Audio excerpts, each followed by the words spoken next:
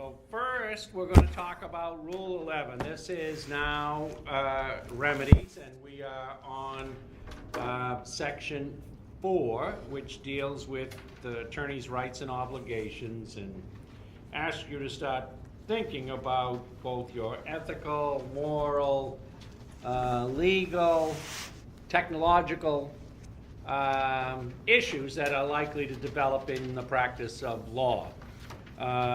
I mean, to me, on the last point of this, the technology aspect, you guys have a real advantage there coming in new to the profession, because a lot of those skills, those technology skills, are not necessarily in great abundance in the legal profession. So to the extent that you work harder on acquiring even more skills while you're in law school and develop the legal professional skills you need, it gives you a real opportunity to sell those skills when you're out looking for that first job. So I hope you're working on that, because there's a lot of older lawyers who are not gonna bother with trying to figure out all the new angles on this technology, but know they need people within their law firms who can and do know that.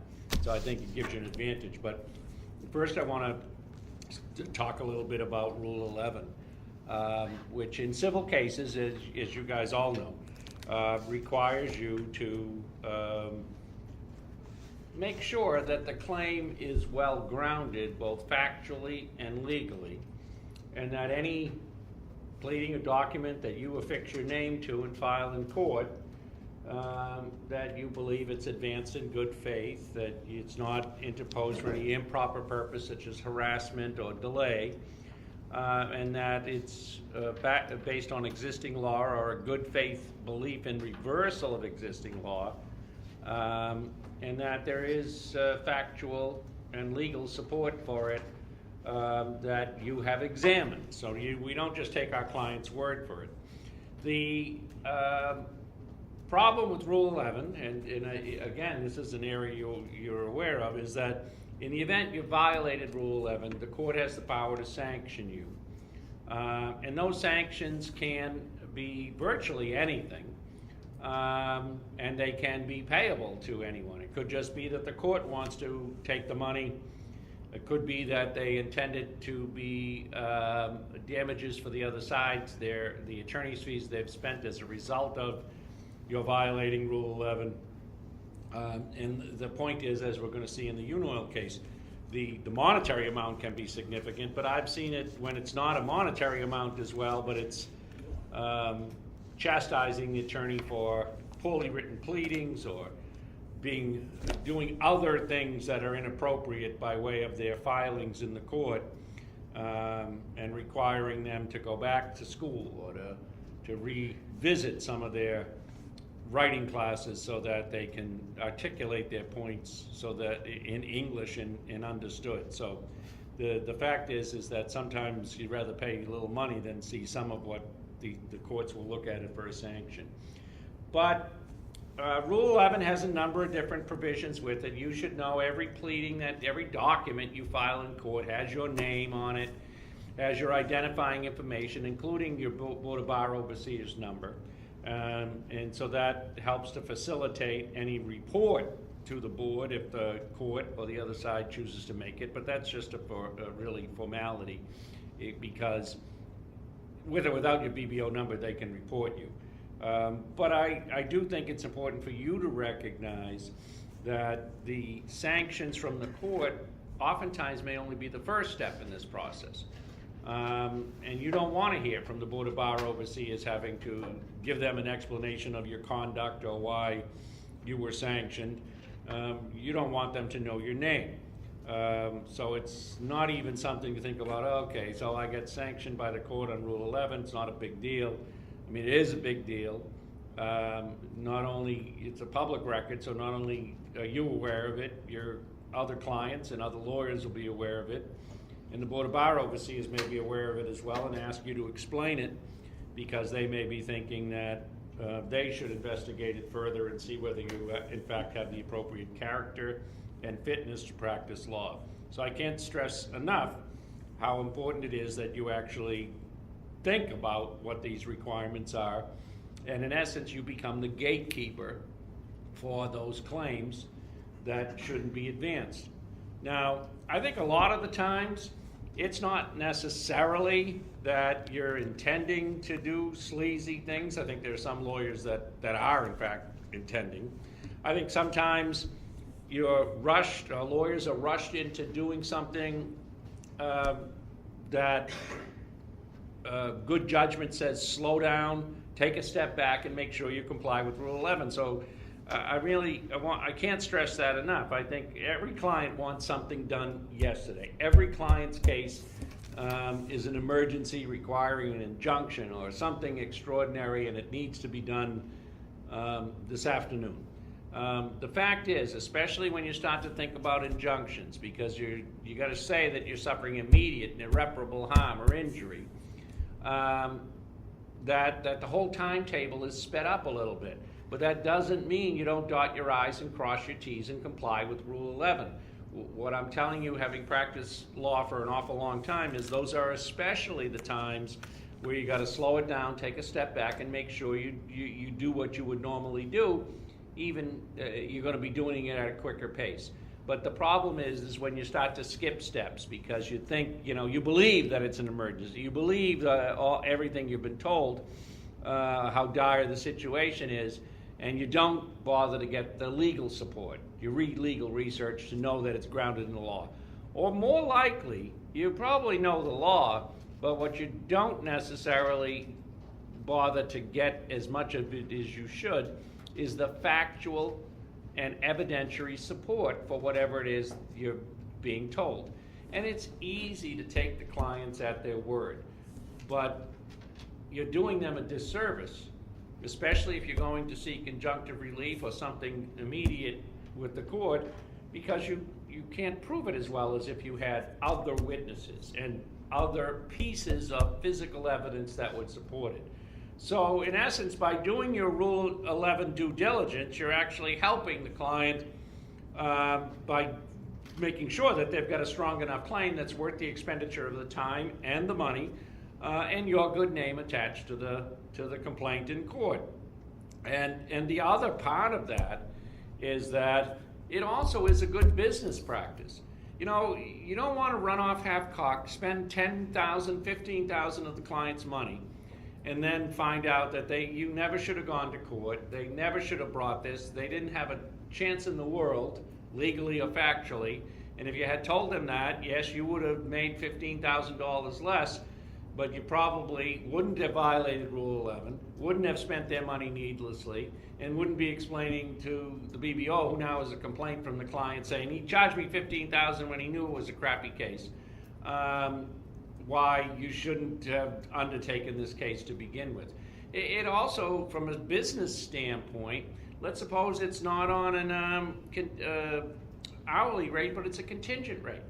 To the extent that you haven't investigated it fully and satisfied Rule 11 before you run off, the fact is it might take you a year to then figure out, I never should have taken this case. Now what do I got in? I got 500 to 1,000 hours in a useless case that isn't ever going to pay me back for those hours. And in for a penny, in for a pound. I might have to see it through at this point. I might have to put more hours in. I'm not even going to make minimum wage on this case. Right? Is that why you went to law school? So even when the client hasn't been charged for that work, because you're handling it on a contingent basis, the fact is that Rule 11 investigation, that making sure the claim is well grounded, means that it's financially viable as well. And especially if it's on a contingent basis, you need to make sure you've done that. But what I'm saying is, even if they're paying you hourly, you need to do this up front. Even though you're getting paid for the work, the fact is, I've had someone come see me. The lawyer charged something like $600,000 or $700,000 for the work on the case. And the client, as they saw, a very unsatisfactory result. He was very, very dissatisfied. And he wanted to know, is that legal malpractice? The fact is that we spent we spent $700, I got $700, I got nothing. The net gain is zero. The only one who gained is the lawyer. Shouldn't this have been figured out from the outset if that's what we were doing, and shouldn't we have settled earlier? You know, is it malpractice? Not necessarily. 700 grand is a lot of time in on a case, no doubt about it. You need to know more, but the fact is, it doesn't matter. You now have a very dissatisfied client. If they're seeing a lawyer about whether they've got a legal malpractice claim, they certainly have likely already started at the Board of Bar Overseers with the complaint. And it is a lot of money that you're going to have to justify with an unsatisfactory result. The fact is that this rule is a good business rule. It's a good customer service rule. It's a good rule that means you're not occupying the court's time with what the court would see as unworthy claims. You don't necessarily have to think about it as frivolous, but that is how we often refer to it as, but just a claim that at the end of the day, you may not be able and not likely able to prove, or that has any legal basis that supports it. That's not a claim you should be attaching your name to. And that's where you run into problems if you do. Slow it down, investigate it, because here's the way it works. Okay, so you've filed your complaint. Maybe they haven't even filed an answer. Maybe they have, but they've sent you their intended motion for Rule 11 sanctions. If you're going to be seeking Rule 11 sanctions and you're the adversary, you have to give the other side notice of your intention to do so. They then have a 21-day, what we call the safe harbor provision. That's in number 2, Rule 11A2, that the other side has to tell you they intend to file it and seek the court's sanctions if you don't withdraw the pleading or paper. And once that 21-day period expires, they then are free to do it. In the event that you get that notice and you withdraw the pleading timely, and if it's a complaint, then you dismiss it, then you're not subject to those Rule 11 sanctions. But you're now back on your heels, having to do the investigation and see what's what that you should have known from the outset. And so this is a really bad position to be in when, if you had done your work right from the outset, you wouldn't have to be worried about Rule 11 sanctions or the threats of it. And there are a lot of cases where lawyers will threaten you with the sanctions. They'll say, this is a frivolous claim. When this case is over, we're going to seek sanctions. I mean, the best defense is a good offense. And there's a lot of lawyers who try to bully other lawyers and clients like this. And especially, it sounds even worse, but especially new lawyers, where you're less certain of your abilities and your judgment on cases and the like, that it's a pretty common tactic for them to threaten and bully and try to push you around. And so, again, another important reason why to make sure that we have some case law. We've seen the evidence, we've talked to some of the witnesses, that this is a case that looks like it has legs. I'm not saying I'll definitely win. That's not what Rule 11 says you have to meet. That's not the standard. Just that you have a good faith basis to assert these claims under both the law and the evidence as you've examined it. And you have to examine the evidence. We can't just take a client's word. They have a stake in the outcome. Even the best client, the most honest client in the world, isn't going to tell you everything, especially things, as you guess, right, that are adverse to their own interest. And so we've got to see what support there is. And even if they do tell you everything and they're 100% truthful, if the case comes down to a he said, she said, it's a tough case to win if you've got the burden of proof, right? Even if everything they said is right, they're absolutely, you trust them completely, but at the end of the day, there is no documentary evidence that supports their position. There is no other witness that supports their position.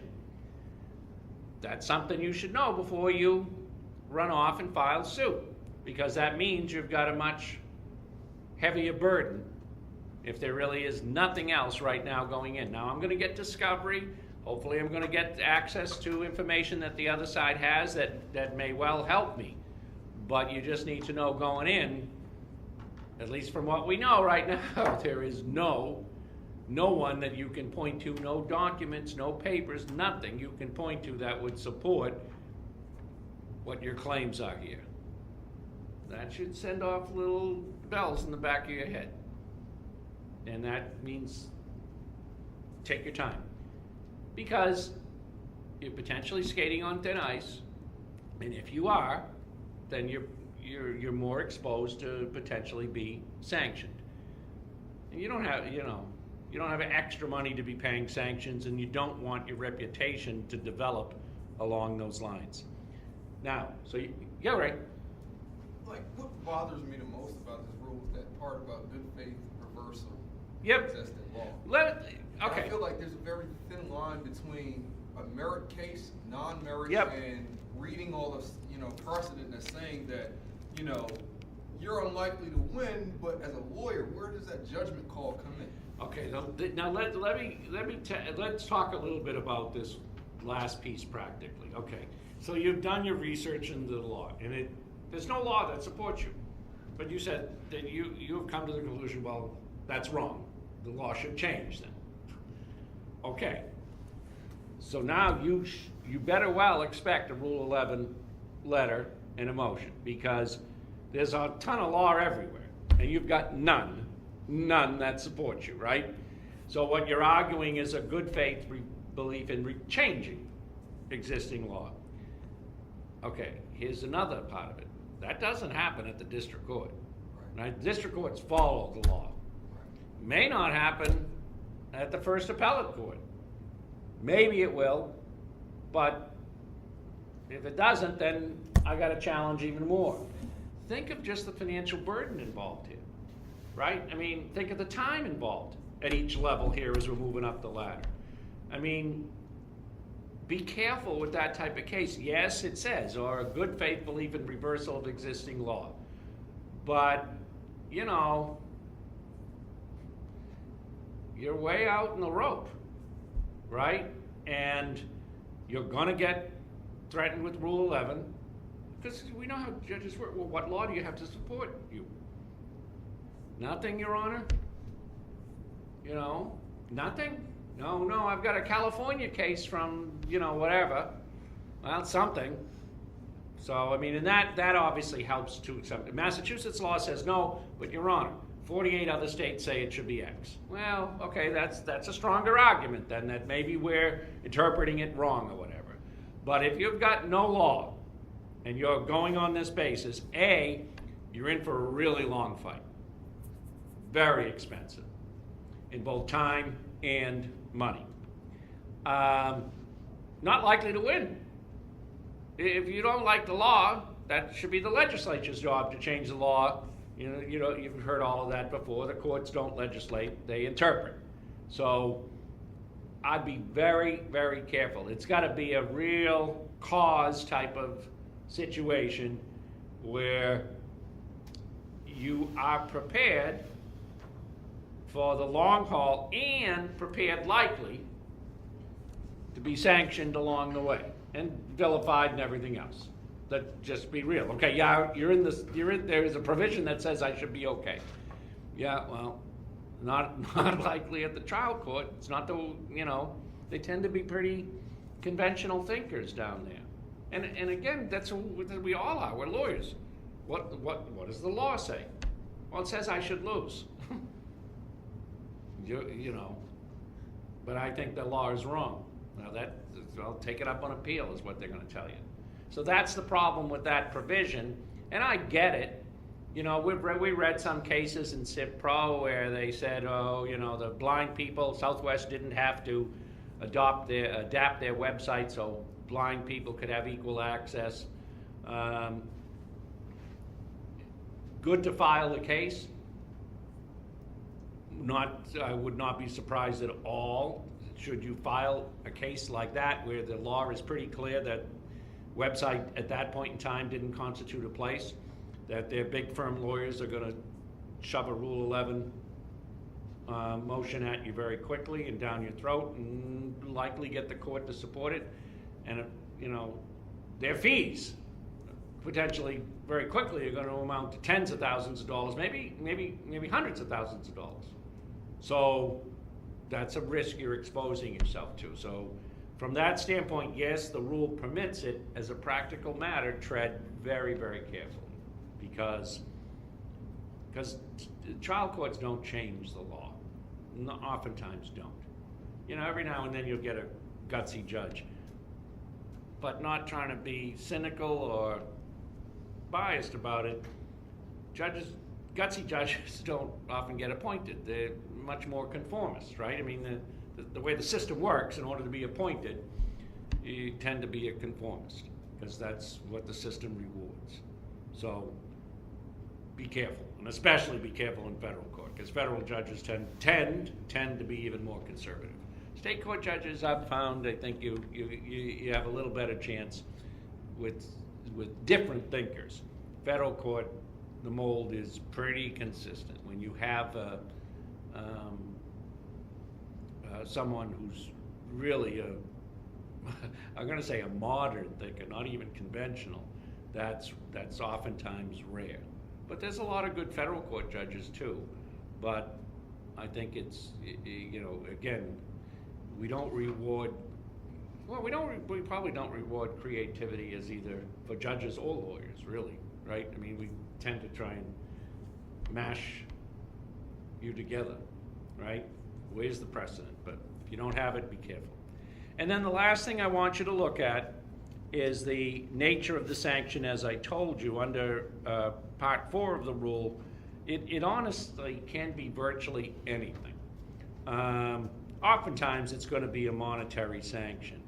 And that monetary sanction can be paid to either the court or the other side to help offset their expenses and the like. The non-monetary ones, sometimes, as I said to you, when I see those, they almost seem harsher to me than some of the other straight money ones. And lastly, on these, the court will use this can use it on their own, and then you don't get the 21-day safe harbor, and they can use it on their own to punish a side they don't like. I mean, I've seen that. It certainly, claim wasn't frivolous, nor was the argument frivolous, but if the court decides that they want to make a lawyer look bad, when you see someone's been sanctioned for Rule 11 sanctions, that implies that they're less ethical than other lawyers. And I know a lawyer I worked with, he was in New York, he was really with one of New York's oldest firms, and a great guy, really stand up. You'd go to trial with him any day. The court just did it because they could and because it made him look bad. And he was a lawyer at that point. He must have been, I don't know how many years ago, he must have been in his early 60s. Great reputation, great guy, because New York lawyers don't always tend to be. They don't. It's too many street fights, I think, up there, but not that we don't have our own problems like that here. But he was, and the court sanctioned him because it could. I don't think it was warranted, but then it sort of attaches. And especially like with you guys, when you have a case, when you find out Jeeves is on the other side, you're going to look up Jeeves, right? You're going to see, well, when did he get out? What's he do? What's he know? What cases has he had? How many losses?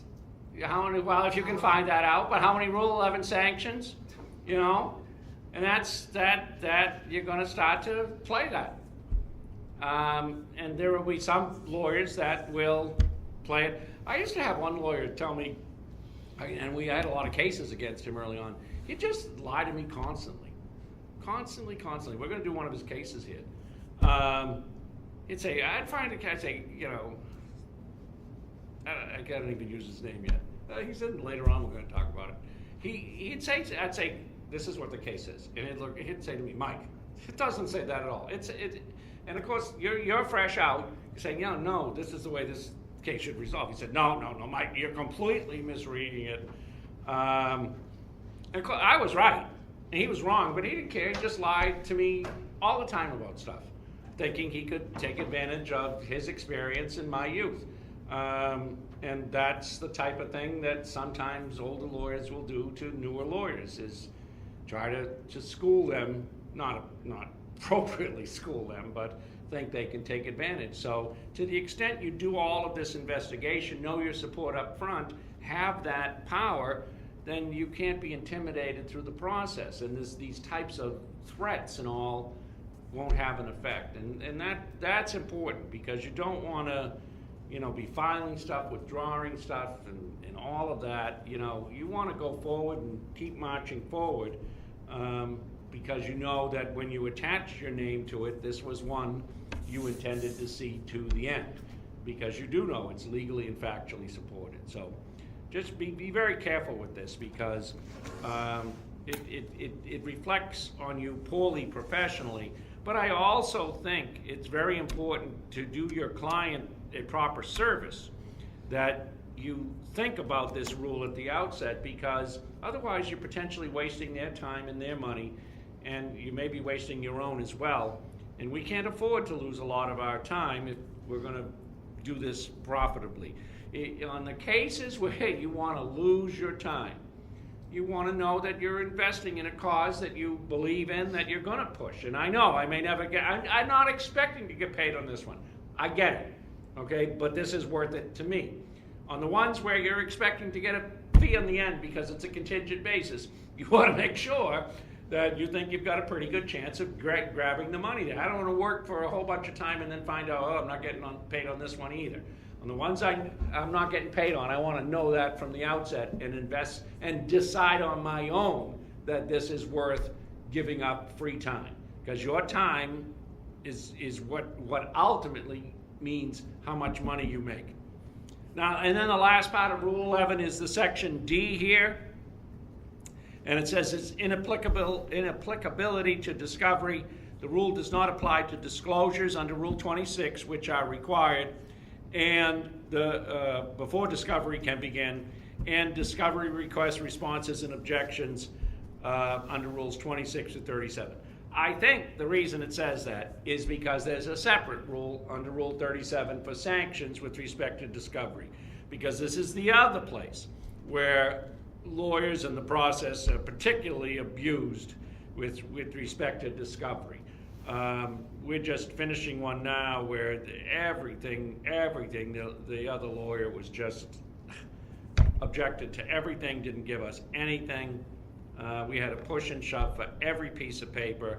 To me, grossly inappropriate and improper. But the sanctions wouldn't have fallen under Rule 11, they would have fallen under Rule 37 that you'd seek. So it's just a different rule you're going to use if it takes place during discovery, because the D says specifically it doesn't deal with discovery. Okay? Questions on Rule 11? I just don't want to see your name in Lawyers Weekly. You don't want to see your name in Lawyers Weekly. Just dot your I's and cross your T's, and especially on the ones this is from 30 years of experience, where if the situation is dire, you must move immediately. I want you to remember this conversation, because it's when you do skip steps that all of a sudden you find yourself way out there where you shouldn't have been, you shouldn't have gone, and you didn't do everything you should have done, and now you find your flank is exposed, and you say, shit, okay, because now you're in trouble. So there's other lawyers out there. This is my process. We need to get all this before we can go forward. And if you can't do that, then you ought to talk to someone else who may be willing to go forward without doing their due diligence. And sometimes that's a hard conversation to have, but it's better than explaining to your partners or to the BBO why you don't think these sanctions are disqualifying. Okay? Unoil versus E.F. Hutton, which is a Rule 11 sanctions in the amount of $300,000 against Joe Alioto, who's the former mayor of San Francisco, and was one of the preeminent antitrust lawyers of his time, was sanctioned $300,000 by the court for violating Rule 11. So I've got a couple questions for you first, because I assume you've read the case, and to me it's an interesting one. And it's actually not that uncommon that sometimes people begin the suit, like this plaintiff, and then getting a taste of deposition, walks out and says, "I'm done, I'm never coming back." And that in fact is what this plaintiff did, is that he didn't, whether it was the bathroom break or some other time, following day, I guess, second day, he didn't appear for the continuation of his deposition, and he said, "I'm never coming back." And you know, there are depositions, and a lot of times people don't like being questioned like that, and especially if there's problems with it, they don't come back. And that's what Zelezny did here. Barton, the lawyer, one of the lawyers handling it, said he's not going to appear for further deposition. Defendants got an order to say he had to complete it, and then Zelezny appeared for those 3 more days. And what we got from Zelezny in those 3 additional days was testimony completely contrary to the allegations in the complaint that name him as the plaintiff. So someone messed up pretty badly, because the named plaintiff not just can't support the allegations, he said that that's not true, that he doesn't have, he should have been a buyer or a seller of this stock during the relevant time period in order to show an injury. Instead of buying the stock or selling the stock during that period, he held. And so he didn't have an injury at all. So, the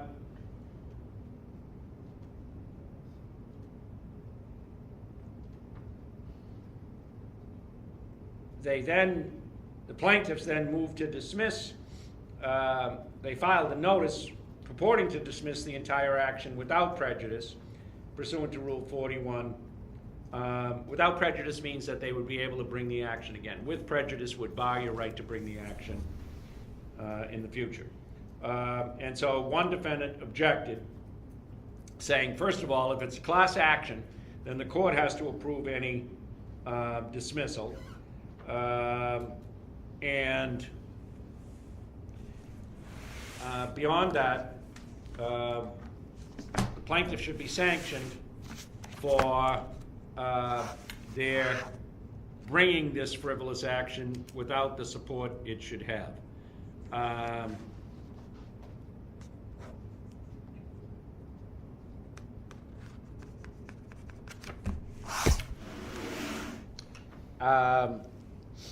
And so they wanted, the defendant said, we want some money. We want attorney's fees and costs because of the frivolous nature of this claim, that if they had made a reasonable inquiry into the factual basis of the complaint, they would have known Zelezny wasn't an appropriate plaintiff, hadn't been injured at all, doesn't have a claim. And so now they want money from Alioto and Barton. So let me ask you about that first of all, because this happens a lot of times with me. Because Barton brought Alioto in.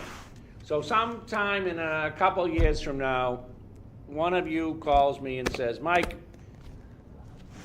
I need some help. I got a really good case. They're boxing my ears in a little bit on this. I need you to help. And we agree that we can come to a financial arrangement and I will help. And we'll both make lots of money. Right? I'm wondering what I need to do in order to satisfy Rule 11. So one of your classmates, but well, you could do it that way, but I'm going to do it's one of you calls me. I need to know what I need to do in order to satisfy Rule 11. Go ahead. You're going to do your due diligence to see if this pleading is worth you even stepping in? Okay, and that's nice language in the abstract. I now need to know practically what's that mean. So you have a stack of research, what's that? Say 2 feet high. I got to read all that? I do? All of it? Well, you read most. Because that's a ton of reading, huh? You research the issue, and then you. I have to research it? Well, Conduct a reasonable inquiry into the facts. Okay, that's nice language, flowery language too. I'm now trying to figure out where the rubber meets the road. What's that mean in the real world? Like one of your classmates calls you and says, "Hey, I got a good case. We're going to make a ton of money. I need help. You in or out?" And now part of you wants to say you're in because it's a ton of money. So now I need to know what it is the next step is. So, because a lot of times the case has, like for me, a lot of times the case has moved a little bit, but not moving as it like.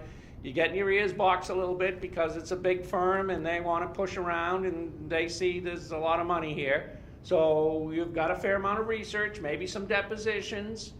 So I'm just wondering what it is you do before when one of your friends, the lawyer, wants you in or you want me in. What do I have to do? Determine the area of law, and if it's something that you have some expertise in, or is something. Well, a lot of that's really times it's a not. piece of civil litigation like this. So they need some help with discovery and ultimately trial. And that's what you would like to do. So what, I would say, well, if there's a deposition already or something of that nature, read the. you got to read the whole thing? Read the transcript from the. All of them? For the most valuable person in that. So I don't case. need to read all the depositions. Let's say there's a half a dozen. I would say that would lead you to reading the other depositions what's necessary. So I need to know what's necessary. So I've got a stack of legal research. I'm going to say that's 2 feet high, we'll say. Got a half a dozen depositions. I've got the complaint, obviously. I've got their answer. So definitely read the complaint and answer. We can agree to that. Right. Okay.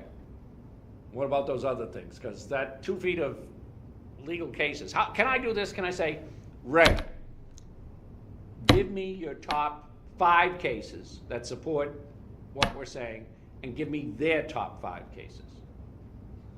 Is that enough? I say that's a chance you're taking on yourself. Well, but I don't want. Before I even sign up, I'm going to read 2 feet of information. That sounds like a lot of money that I may never get to see. And by the way, sir, I can't trust you to even decide what research is, what's good and what's bad. Because maybe I should read the top 5, both sides, and then do just a quick little research myself to make sure that those top 5 are in fact the top 5. But would that be good? Well, wait a minute. Okay, while you're thinking about that, what about meeting the client? Yeah. Meet Yeah. them. Do I need to meet them personally? Yeah. Yeah, No? Yes? Yeah, I'm hearing more yeses than nos. it's advisable. Oh, well, okay. I don't care about advisable. Yeah, but I want to know Rule 11. I'm trying to figure out where the rubber meets the road here. Do I need to meet the client? Yes. Yes. Personally, I would say because now you get to see body language too. So we got to physically meet them, or can I Skype them? FaceTime. I would physically. Well, they're in California. How the hell they're going to come here? We got to go If there. they're in Cali, then yeah. Okay, so I can FaceTime. Yeah. I can. But I do have to see them face to face, or can I pick up the phone? I think Skyping will be better. No, I mean, talking in the context of the rule, I don't think the rule specifies that. The rule doesn't specify you have to meet with them at all. It says that your complaint has to be factually and legally supported. I'm just wondering what that means for you and me in the real world. Okay, we know the language in the rule. Now I'm trying to figure out where the rubber meets the road. What's that mean? What are you going to do? At the end of the day, it's your neck that's on the line. Okay, I know that too. So it's up to you to do your end. And to I'm make sure asking that you you're what protected. you think your end is. If you were me or if you were one of your classmates. So I know it's up to me. I can choose what to do and what not to. But I want to know at some point then the court's going to look to see if what I did was objectively reasonable. No, that I've factually and legally investigated. And I'm not going to lie. I'm not going to say I didn't read 2 feet of old research. I mean, I do a lot of research, and sometimes when I do, a lot of the crap I come up with is, at the end of the day, irrelevant. Don't you find that too? Right? You research, you get a lot of stuff, but how much of it is really good stuff?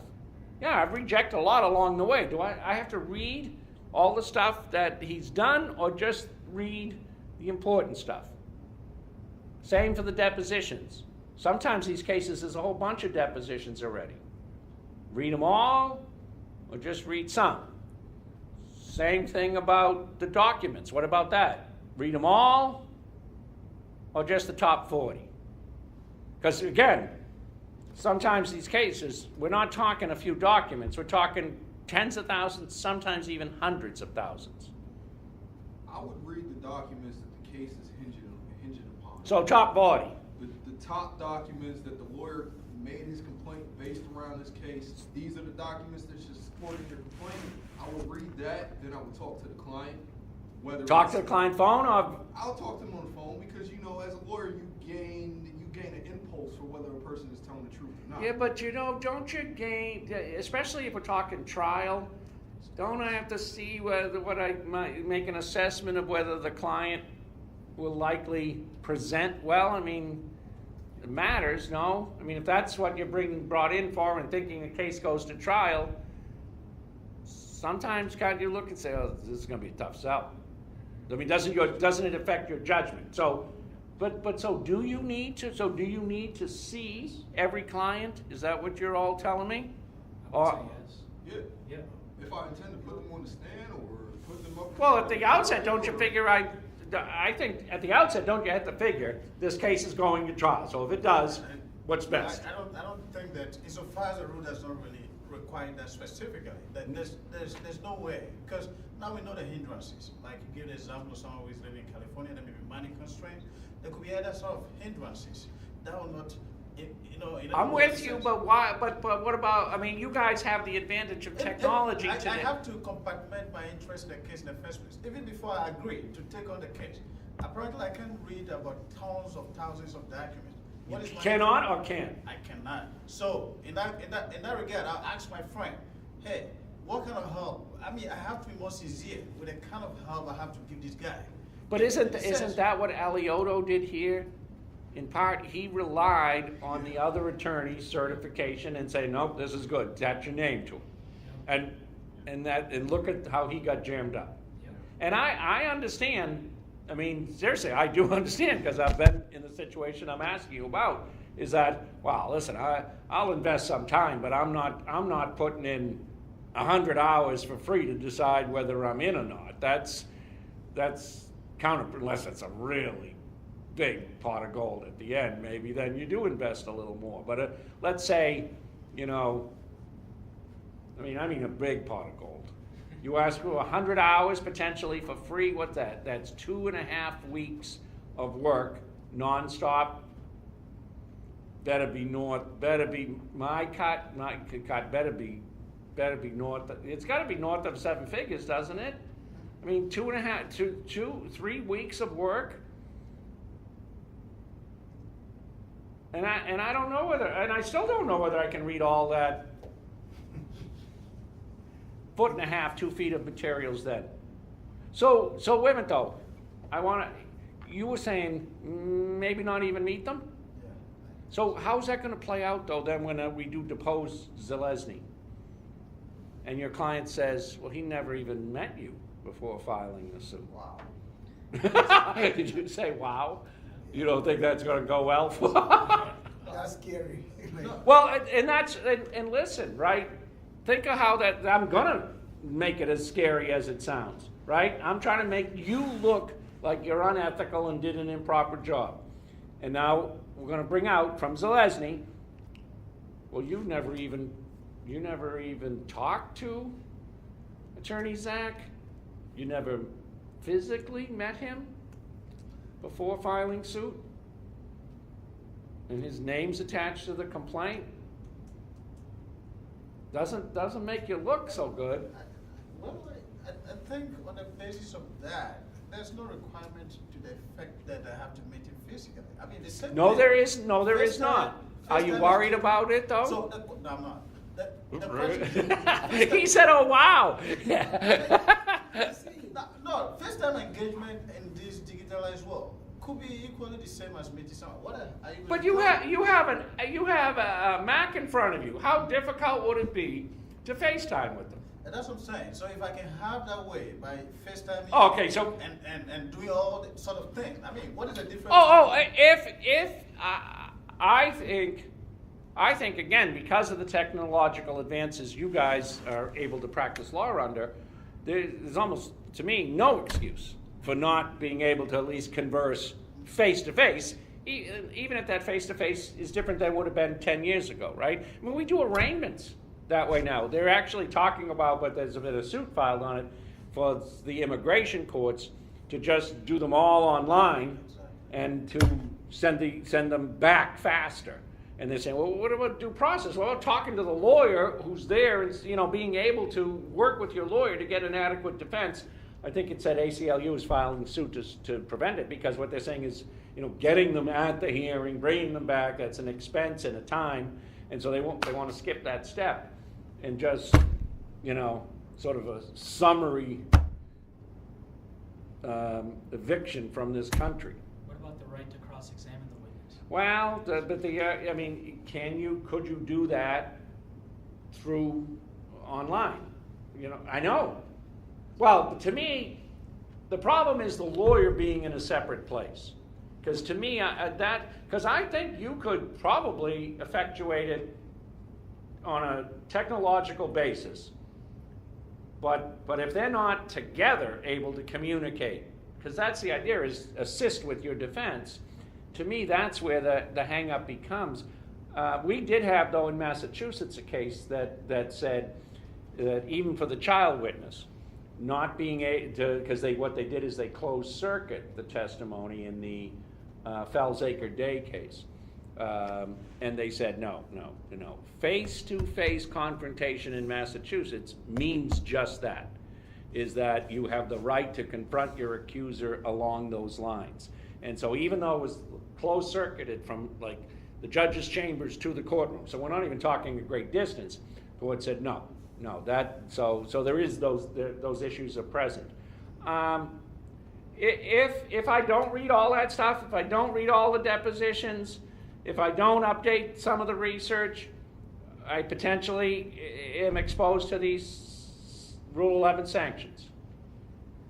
I mean, part of it is, at this cases like this, you got to balance your business interests versus this ethical requirements and the press of time. Our time matters. The problem is, anytime you're going to start to cut corners like they did here, then you're leaving yourself exposed. So Alioto did not do anything. I mean, he's so far below the standard of due diligence. He simply took Barton's assertions that there's a good claim, good support, sign your name, and the reason they wanted his name on the complaint, by the way, is the complaint's going to be taken a lot more seriously with one of the preeminent antitrust lawyers of his time, his name attached to it, and it means that the claim has greater financial value.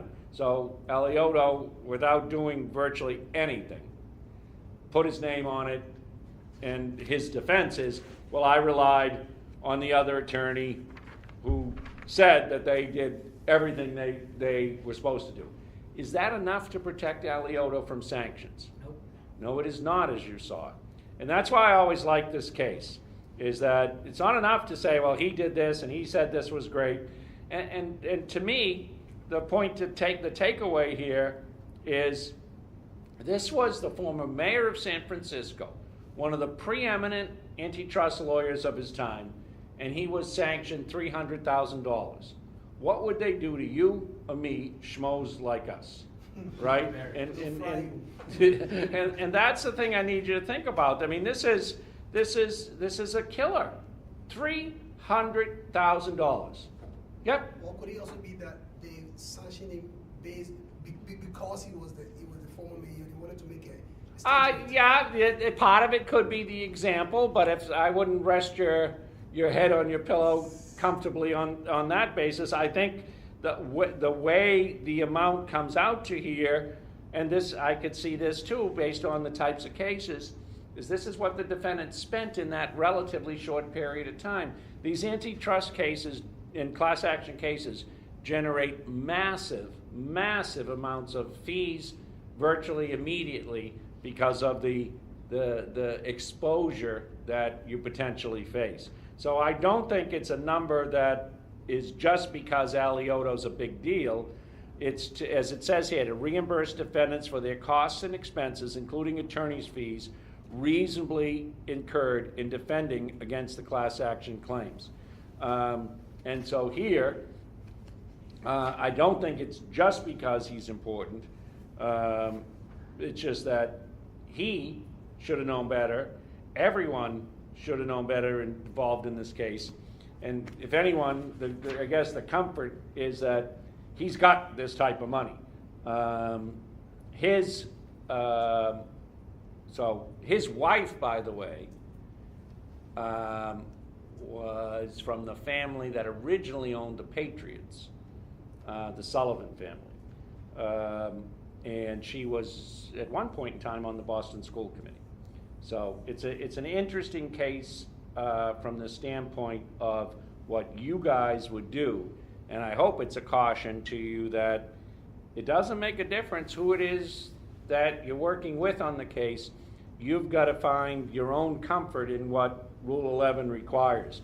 And to argue later on that it's not you, but it's someone else that violated the statute, or that you relied on someone who wasn't sufficiently competent, didn't do their due diligence, that's not going to save you at all, and it didn't save him either.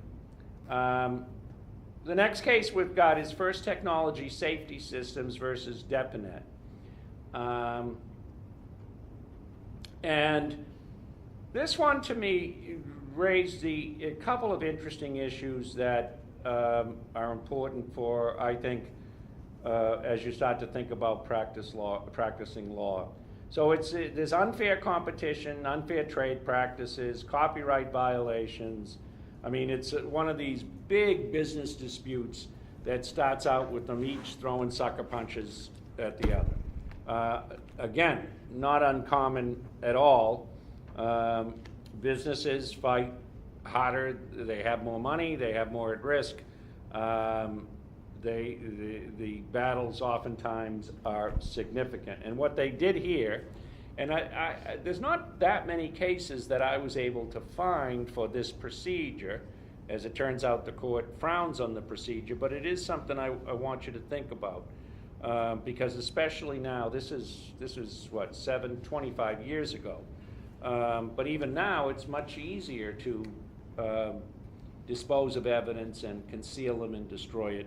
And here what they did is you had these competing companies, and the second company was, a couple of them broke away from the plaintiff's company, and as the plaintiffs are, they tried with the plaintiffs' crash test dummies and some of their proprietary information to set up this competing business.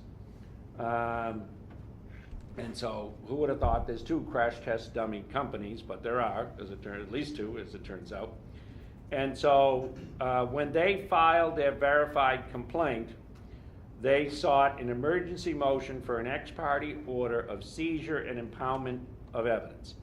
So they want, in essence, an injunction ordering the marshals to be able to seize the evidence and to hold it during the pendency of the case. And so they've upped the ante here on how this battle is going to be waged. And then there's nothing wrong with that per se, the seeking the order. It's how the rest of this actually shook out from there. So they wanted an order directing the marshal to seize and impound certain material which they see as critical evidence. Yet, and this is important, if you're trying to get an ex parte order, especially for the safekeeping of evidence and the like, or even other assets, you're going to have to argue that they are likely to be destroyed or concealed by the defendants if an ex parte seizure order is not entered. So the argument about why you can't, ex parte means without notice to the other side. Anytime you're doing something without notice to the other side, it raises due process concerns. And so to the extent you're not providing them due process, then that raises serious issues about why you should be allowed to do that. as a practical matter, it raises issues as well, because there's always another side to every story.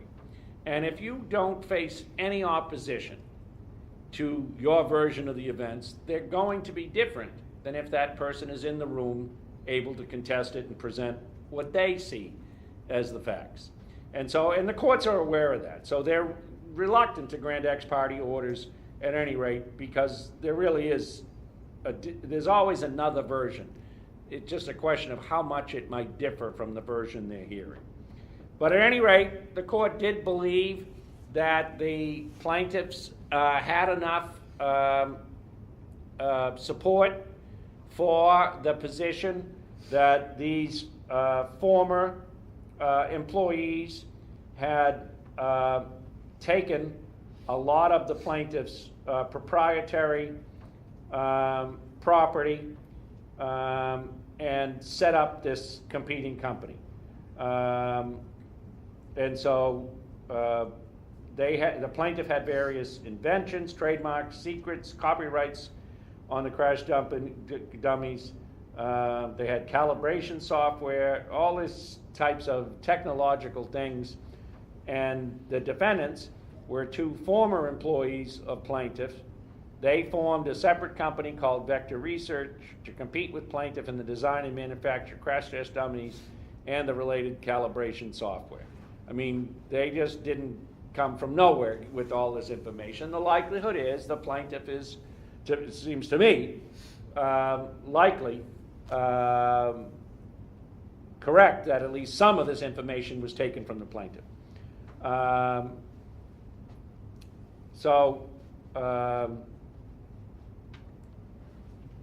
They had a fiduciary duty as employees, but nonetheless, they took, as the plaintiff sees it, took their equipment and set up this competing business. And the plaintiff has a pretty good explanation for how all the customer list, all of this stuff disappeared. And if you've ever done any business litigation like this, I mean, it's not uncommon for employees and the like to set up competing businesses, and we get into questions about non-competes and everything else, which doesn't appear to be an issue here, but the concern about the confidentiality agreement. By the way, injunctions and the orders of this sort, we oftentimes see sought, we're going to see later on in the semester, with respect to non-competes and the like. Now, they incorporated the defendant, and then all of a sudden, 11 days later, they've got everything that makes them good to go. The likelihood is, it seems to me, that the reason they're so good to go is they took a lot of the plaintiff's stuff. So the plaintiff wants to shut them down as quickly as possible, seize the assets that they stole from them, and argues that if it's not done ex parte, this stuff won't even be there by the time they get around to it.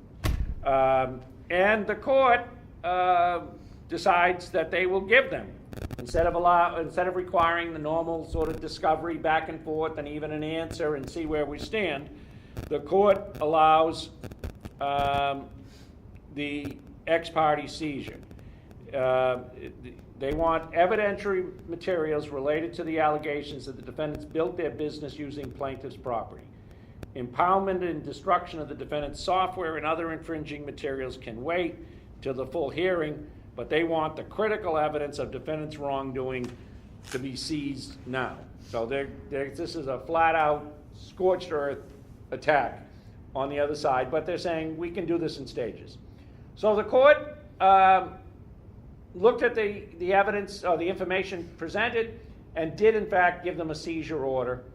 And the seizure order allowed them to impound certain materials from the defendant and allowed the plaintiff's attorneys to inspect, copy, and photograph all such seized materials.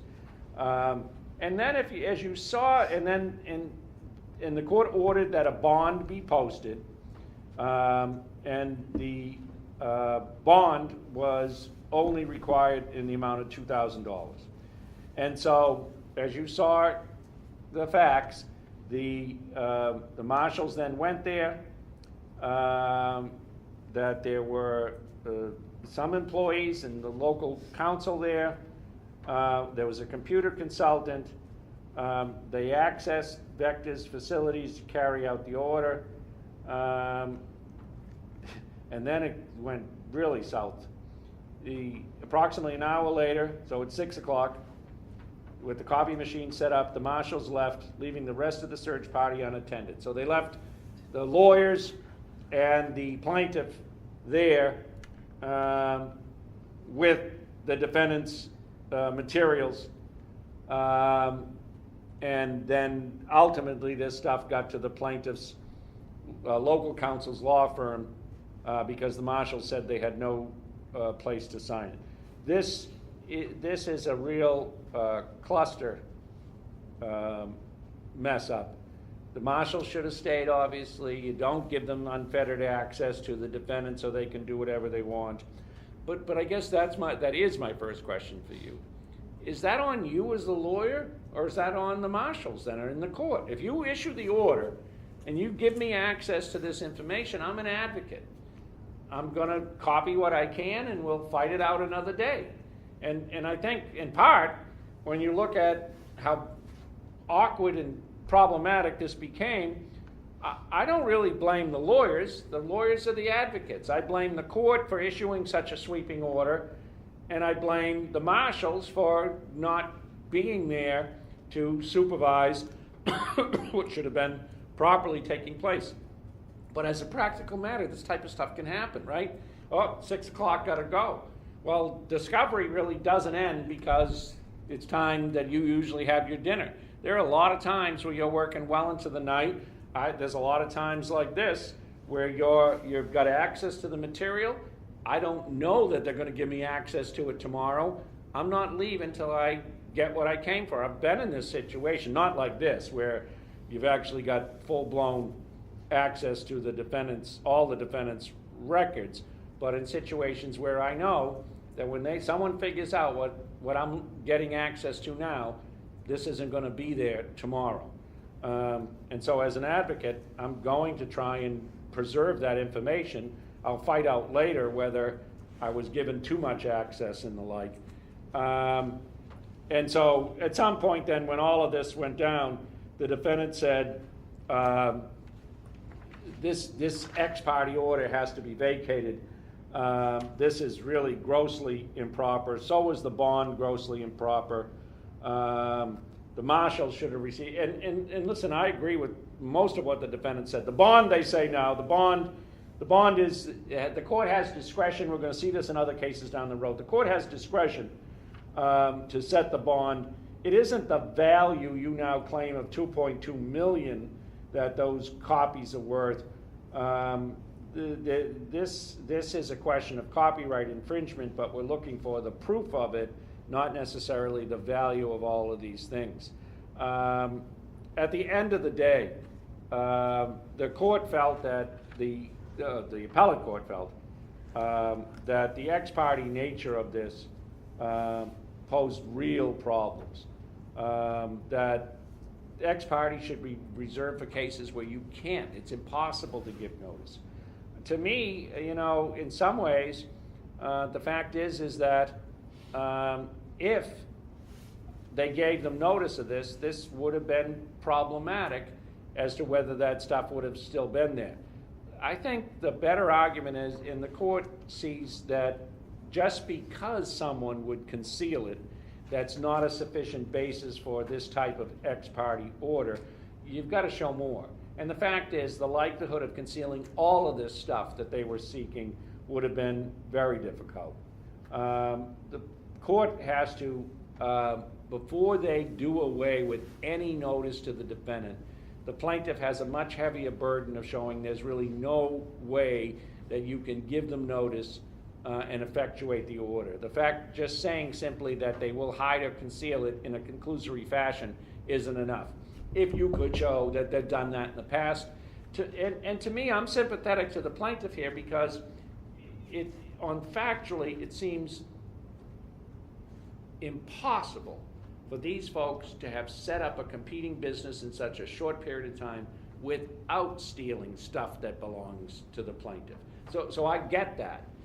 But then you got to show more to be able to come in with really such a significant show of force that you shut them down and seize everything they've had.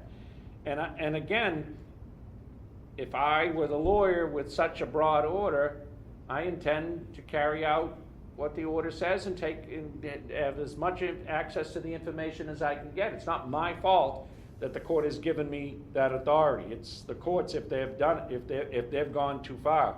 And again, what's kind of interesting to me is that with such a sweeping order and the seizure, how the defendants continue to be able to carry out the litigation and defend the litigation on what would seem to be a summary judgment case to me for the plaintiff, that they take it all the way to the Court of Appeals, and they are able to reverse that order, but it seems like an incredible expense for a case that likely should end in the plaintiff's favor at some point anyway.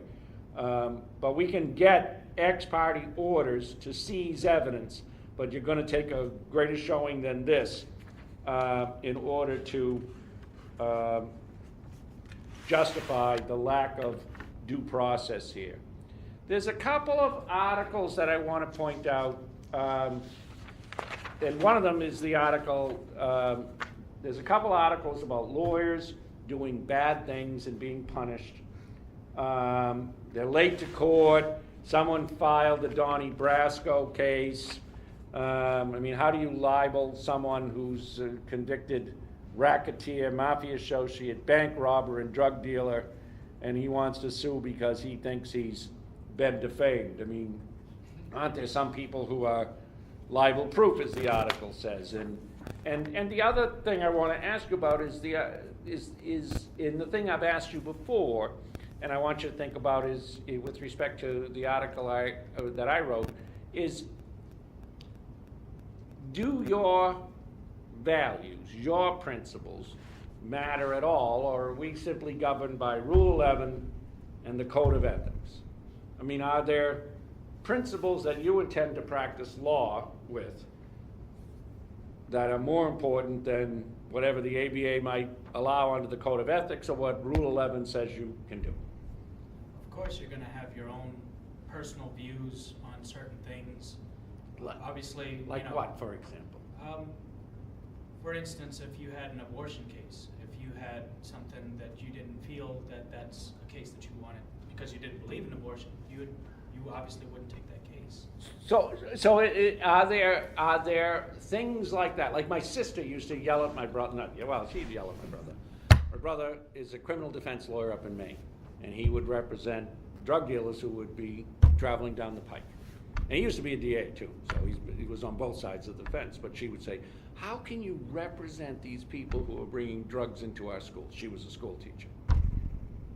So that's the Constitution. That's what I do, right? I mean, we defend the Constitution. But I think if she was ever a lawyer, that's something she could simply not do. Are there cases that your principles are more important than your role as a lawyer? Some people would say they'd never handle a rape case or couldn't handle a sex crime or child molestation. Others are going to say, no, I can handle these cases, but there are things that I won't do. Like I won't lie. Is that true? Well, we don't lie. You don't lie? Lawyers don't lie. No, lawyers don't lie? No, we don't. Ever? So when you tell me you want your $10,000 is your bottom line, that's really your bottom line? Because I'm going to lie to you about that. I'm not ever telling you my bottom line. That's just a little puffing. Okay, so puffing now, so puffing isn't lying.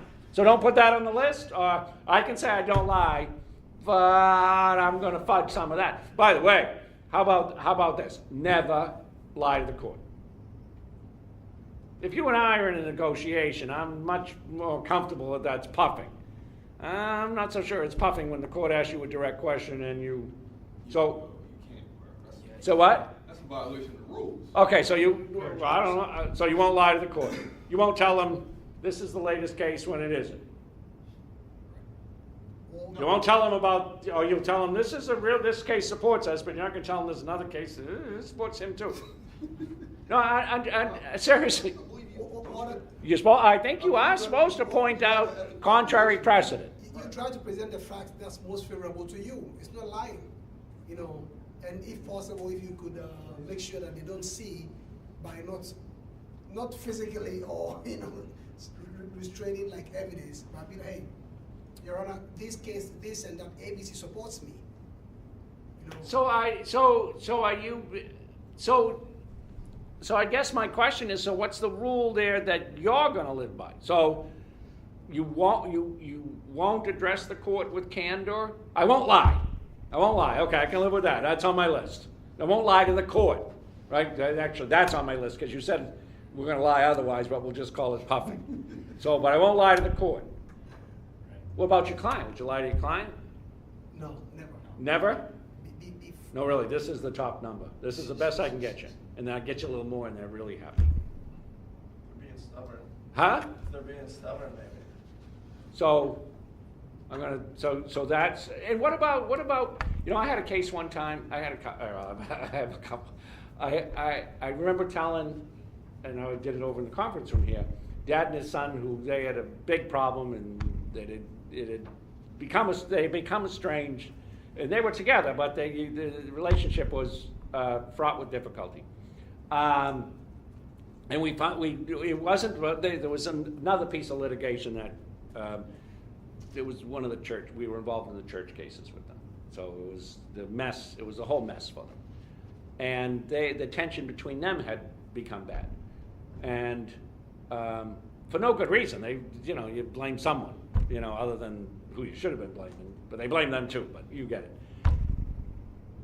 Would you ever give them advice that isn't legal advice? Because I'll tell you what I said to them. I said, listen, I don't know why you two are where you're at, but I'll tell you this. I said, my own father died when I was 14. I said, you two don't have to face that. And what I wouldn't do to talk to him again, you two ought to recognize the bullshit you two are fighting about is bullshit. And blame who should blame, but not each other. Would you tell them that? Because that's not legal advice. You would? Yes. So you give clients personal advice? Yes. Yeah? I feel like lawyers are not only, we're advocates in the courtroom, but we're also kind of counselors in the sense. Well, I think we're counselors too, but is that, you feel, are we comfortable? Because I don't care anymore, I'll tell you what I think. It's like grandma, you get to a certain age, you can just say what you want.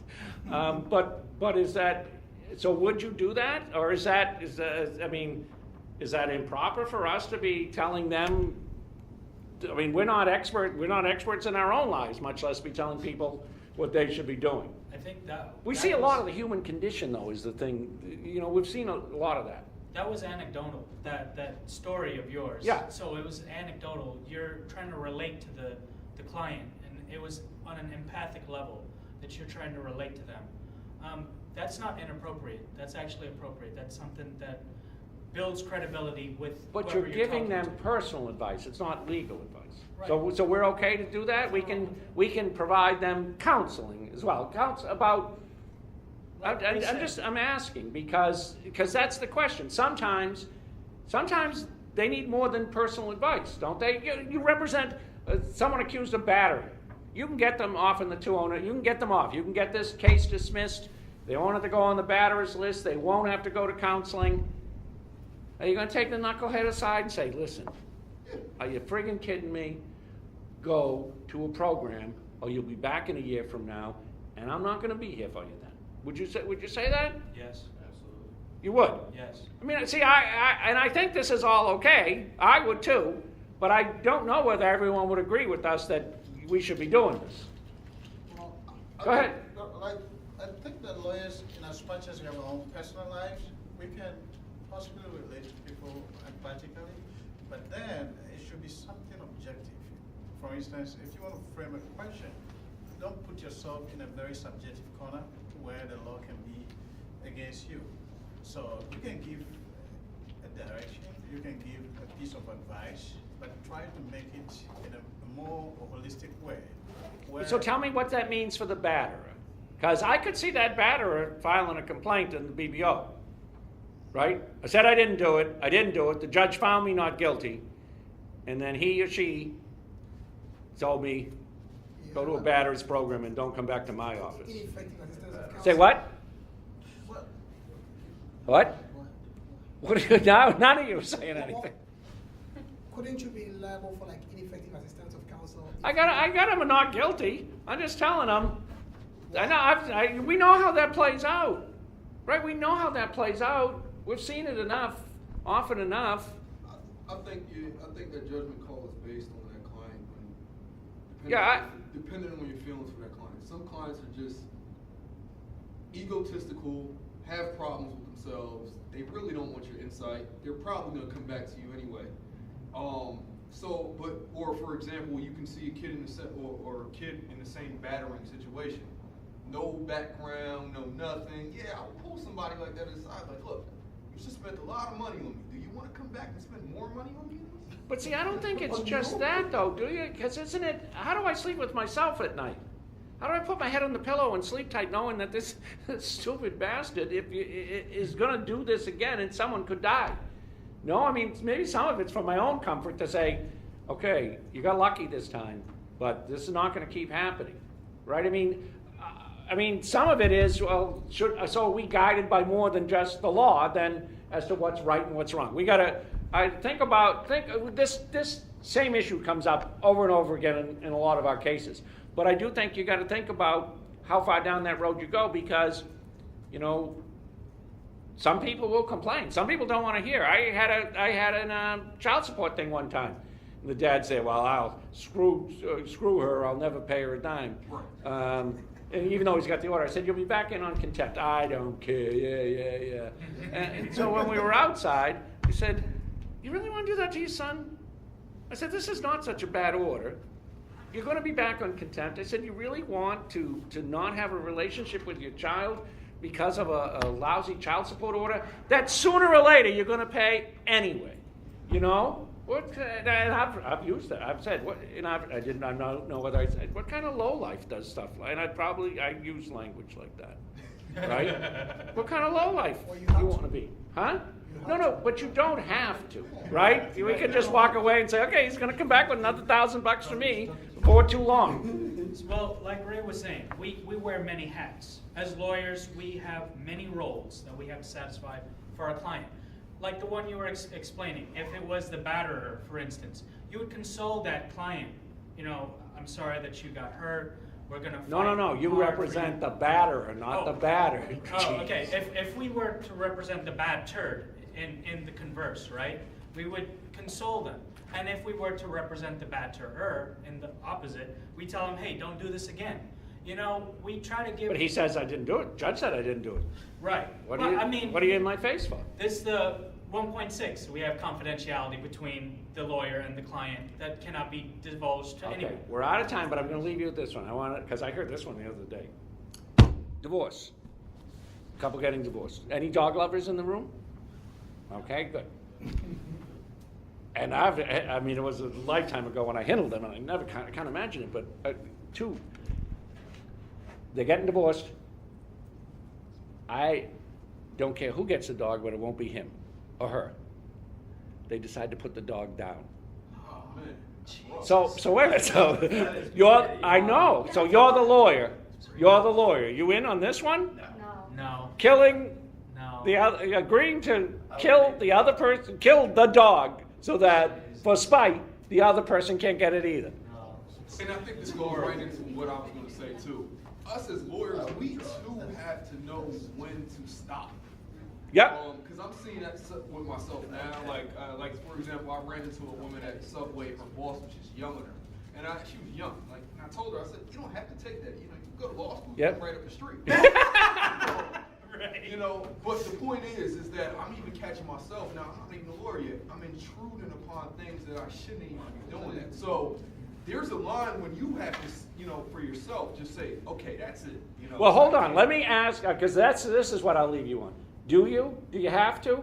Don't you, as lawyers, don't you have a status that you do have a voice that more often than people will listen to? And because of that, don't you have a responsibility to the people around us, to our communities, to be able to say, like Ray said, hey, that's not right. You don't have to take that. And she probably has a claim. don't you have an, that's the question I'm leaving you with. Don't you have an obligation to speak out on behalf of those and provide that guidance, that counseling, because you have a much greater status than some, and you have much more ability to do something about it. Think about that. I'll see you next Tuesday. Happy Valentine's Day, everyone. Happy Valentine's